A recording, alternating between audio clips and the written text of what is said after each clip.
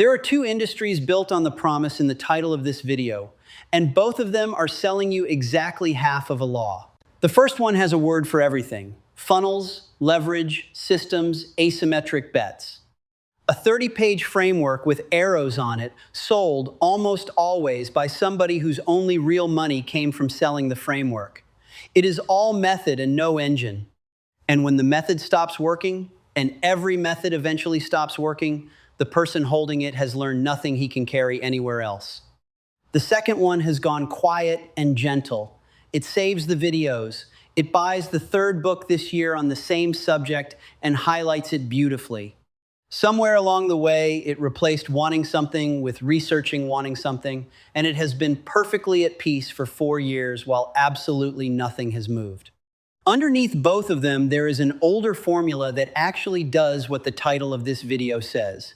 It is not clever and it is not soothing. It has 6 parts. It makes 6 separate demands of you. And the reason almost nobody finishes it is that the second demand asks a question most people would rather not answer out loud. 6 letters, D-E-S-I-R-E. We are going to walk all of them. Here is the shape of the next 20 minutes, so you know where we are going. The first move is decide the exact thing, and I am going to give you a test for whether you have actually done it, because almost everyone fails this one and thinks they passed. The second is establish what you will pay, which is the question I just mentioned and the real reason this formula filters people. The third is set the date and start before the plan is finished. The fourth is impress it, morning and night, which is where the old teachers stop being philosophers and start being unusually specific. The fifth is refuse the first retreat, because there is a predictable moment where this whole thing tries to collapse and you should see it coming. And the sixth is expect the evidence, which is the part that turns all of this from something you are doing on purpose into something you simply know. Move 1, D, decide the exact thing. In 1961, there was a man in Toronto, 26 years old, $6,000 in debt, earning about $4,000 a year with an education that had stopped in the 10th grade.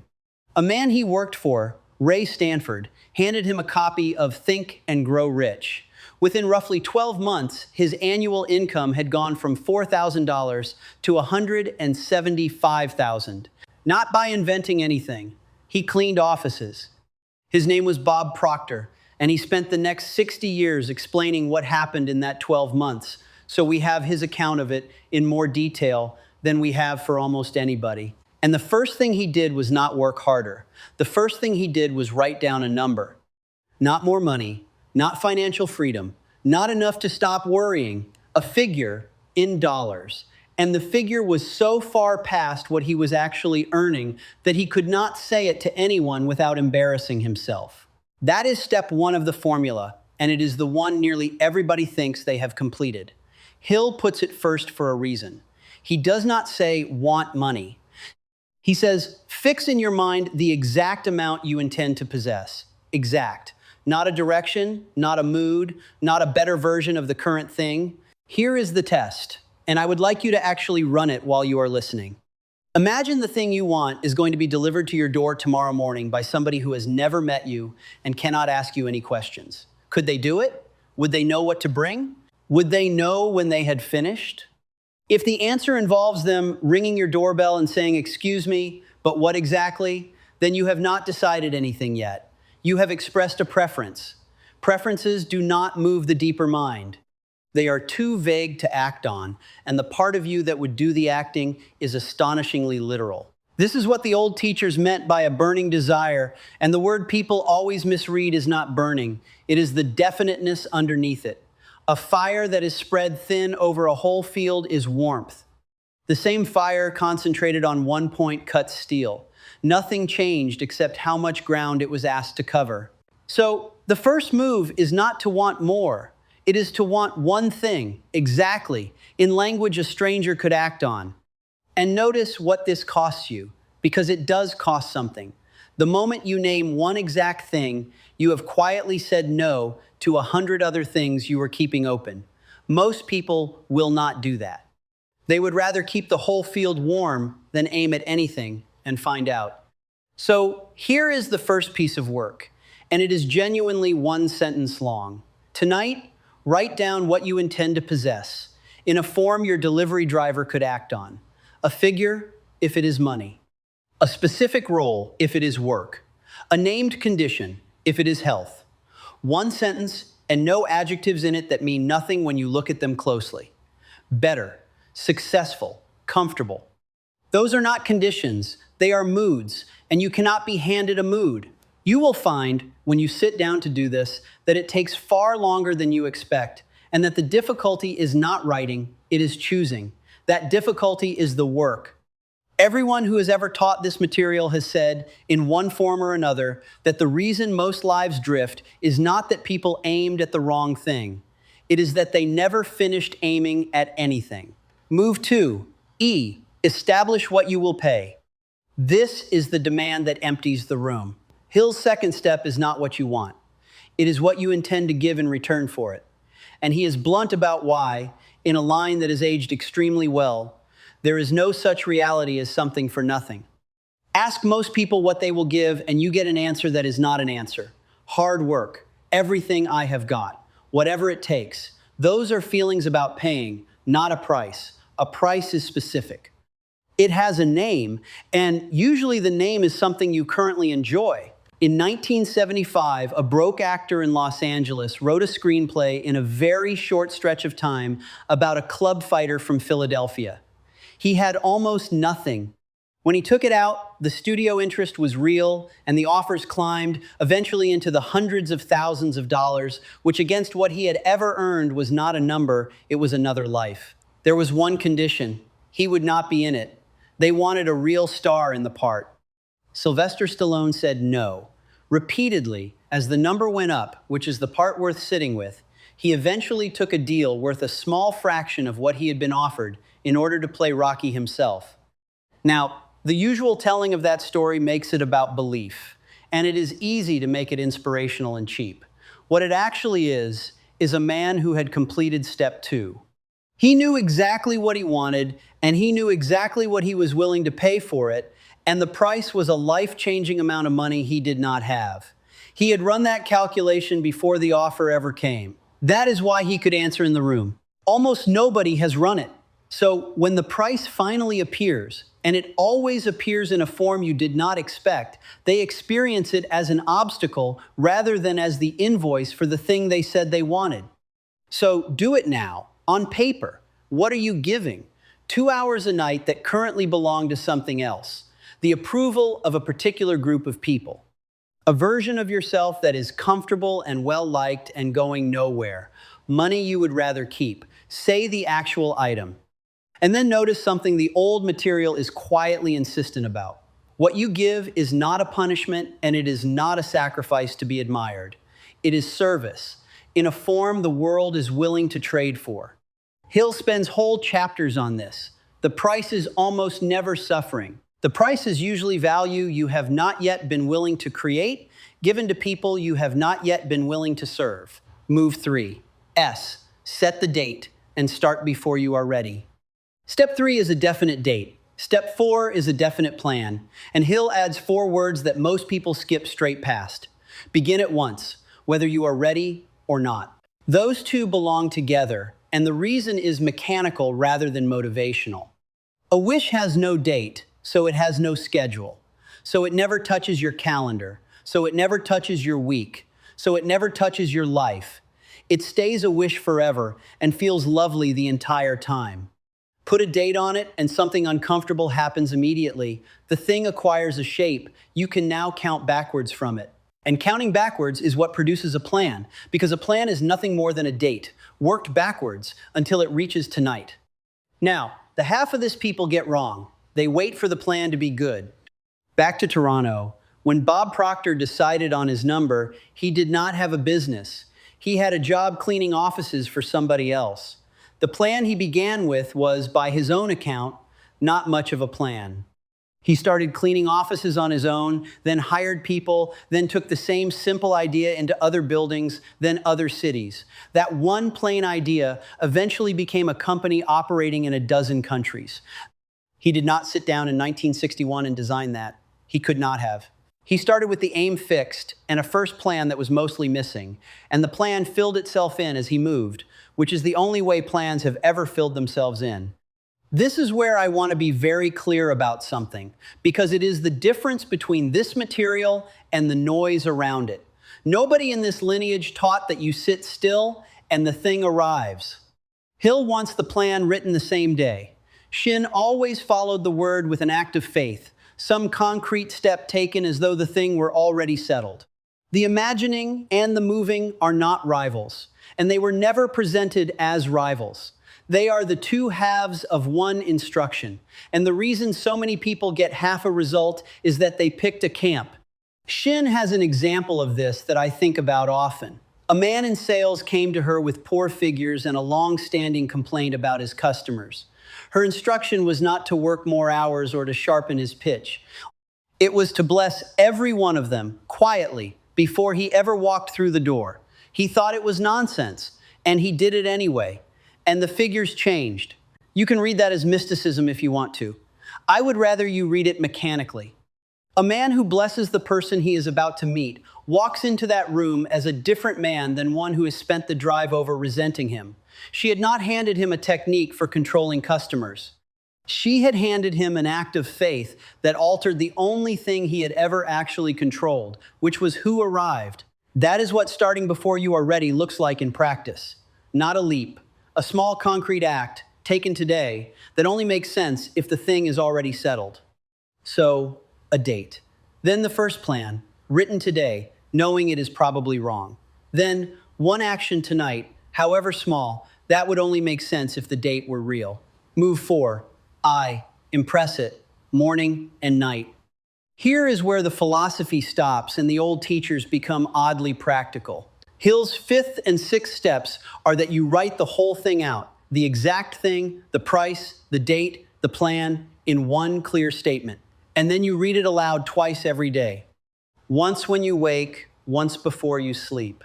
And as you read it, you see and feel yourself already in possession of it. That last clause is the whole mechanism, and it is easy to read past. Not hoping for it, in possession of it. The words are the vehicle. The feeling is the cargo. A statement read flatly, the way you would read a shopping list, does approximately nothing, and I would rather you knew that now than discovered it in 6 weeks. Why aloud, and why those 2 moments specifically? Because the reasoning part of you is at its weakest in both of them. Just after waking and just before sleep, the mind is loose. The critic has not fully arrived in the morning and has already clocked off at night. Everything the old teachers built around those 2 windows, and all 4 of them built something around them, is really an attempt to get past the argument and speak directly to the part of you that does not argue, only accepts. And that is also why it is spoken rather than merely thought. Shinn taught almost her entire body of work on this point, that the word is not a description of your situation, but an instrument acting on it, and that most people spend the day quietly undoing with their mouths what they claim to want in their hearts. You say you intend to build something, and then at lunch you say, well, you know me, I always start things and never finish them. She would tell you that you have just neutralized the morning. So the practice is small, and it is daily, and it is not optional. Write the statement once, properly. Read it twice a day, out loud, feeling it as done, not as coming. Let me make the statement itself concrete, because vagueness here is where the whole thing quietly dies. It has 4 parts, and it is short. What you intend to possess, exactly. What you are giving in return, exactly. The date and the first thing you are doing about it. 4 sentences. Then 1 more line at the end, in the present tense, describing the day you are living once it is yours, not the moment you get it. The ordinary Tuesday afterwards. That last line is the one that carries the feeling, and the feeling is the part that does the work. Getting it is a spike. Living in it is a state, and a state is what you are trying to install. As for the reading, the mistake is speed. 20 seconds of it done properly beats 5 minutes of recitation. You are not persuading yourself. You are not arguing. You read it slowly enough that at some point in the middle you stop reading and simply are the person in the last line, even if that lasts 4 seconds. 4 honest seconds beats a page of enthusiastic noise every single time. And I will say the obvious thing about this because it is worth saying. If watching a video about the formula were the same as running the formula, everybody watching would already be finished. Subscribe if you want more of this material taken seriously rather than trimmed into something comfortable, because I would rather be useful to a smaller number of people who actually do the thing. Move 5. R. Refuse the first retreat. There is a moment in this process that arrives so reliably you should plan for it the way you plan for weather. It is not at the beginning. The beginning is enjoyable. You have named the thing, you have set a date, and for a while the whole business feels like standing at the top of something. It arrives a few weeks in when you have done everything correctly and nothing has happened yet, and the enthusiasm has burned off, and the statement you are reading aloud has started to sound faintly ridiculous in your own kitchen. And then, usually, something else happens. The thing you wanted starts to come slightly closer, and you get frightened. This is the part almost nobody warns people about. It is not failure that turns you back. It is proximity. The moment the aim stops being a fantasy and becomes a real possibility with real consequences, some very old part of you stands up and objects. And it does not object in the language of fear. It objects in the language of good sense. This is not the right time. You should be more realistic. Who exactly do you think you are? Bob Proctor used to say that the goal that scares you is the right goal, and he was not being motivational when he said it. He was describing a diagnostic. The fear is not evidence that you have chosen badly. It is evidence that you have chosen something big enough to change your circumstances, and circumstances defend themselves. What you do at that point is not push harder. Hill's answer to this is persistence, and he is careful that persistence is not gritted teeth. It is simply the refusal to reopen a decision that has already been made. You are not deciding again every morning. You decided once. What remains is repetition, which is a much smaller thing to ask of yourself than courage. So when the moment comes, and it will, understand what you are looking at. Do not treat it as new information. It is the same wish it was in week 1, wearing the face of a sensible objection. Read the statement anyway. Take the small action anyway. The whole of persistence, in practice, is a series of unremarkable evenings where you did the thing without feeling like it. And there is one preparation worth making now, while you are still enthusiastic, because you will not think clearly later. Write down tonight what you are going to do on the day you want to stop. Not a promise that you will not want to stop. You will. Write the actual instruction. Read the statement, do the one small action, go to bed. 3 items, no negotiation available. You are writing that note from the clear-headed version of yourself to the tired one, and the tired one is the one who will actually be standing there. This is what every serious person in this lineage understood about willpower without ever using the word. You do not win that argument by being strong on the night. You win it by not being available for the argument, because the decision was closed weeks earlier by someone who was thinking straight. Move 6. E. Expect the evidence. The last move is the one that finishes the formula, and it works in the opposite direction from what most people assume. The assumption is that you believe first, and then you act, and then results come. That is not the order. Almost nobody can manufacture belief from a standing start. What actually happens is that you run the first 5 moves on something closer to trust than to conviction. You take the small daily actions, and then something moves, something small, something you could easily explain away if you wanted to. And what you do in that moment decides the next several years. Because if you shrug it off as a coincidence, you have thrown away the only currency this process pays out in.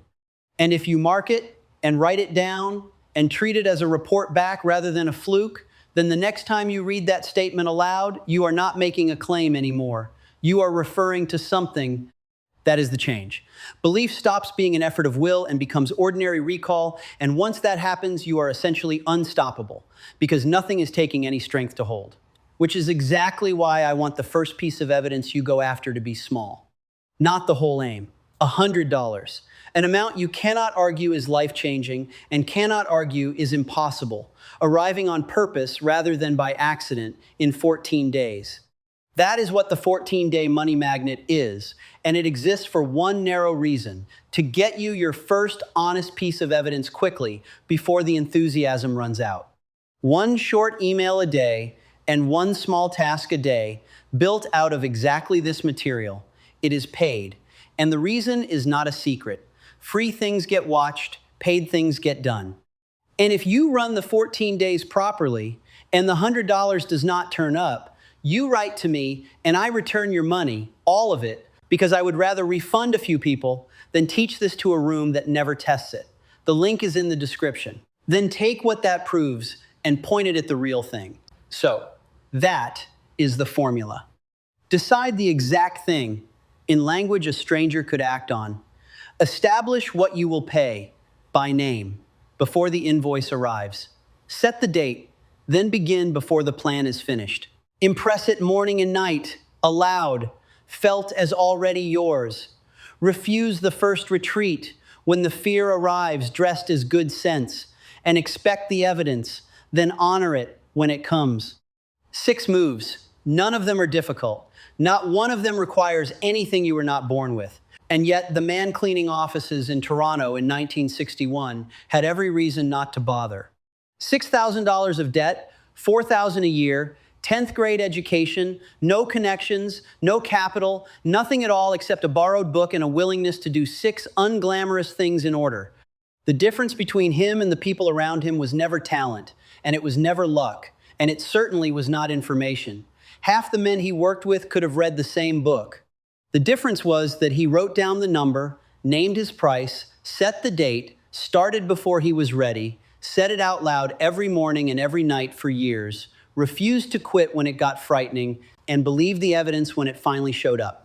Everything above is available to you tonight.